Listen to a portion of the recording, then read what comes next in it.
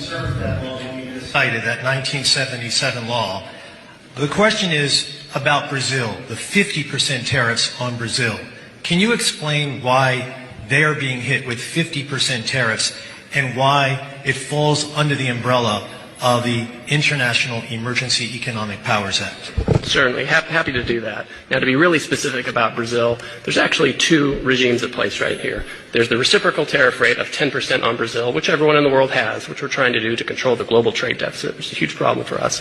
Then on top of that, there's a 40% tariff on Brazil, and that's under a separate emergency, and this is related to extreme concerns with rule of law, censorship, and human rights in Brazil, where a Brazilian judge has taken it upon himself to order U.S. companies to censor themselves, given them secret orders to manage the flow of information, rule of law with respect to political opponents in Brazil, and so when the unlawful detention of U.S. citizens who were in Brazil. Correct. Now, the Treasury Department has often used AIPA, which is the shorthand for the law you're talking about, to impose sanctions, which will cut off countries or companies or persons entirely from the U.S. financial system and cut off trade entirely.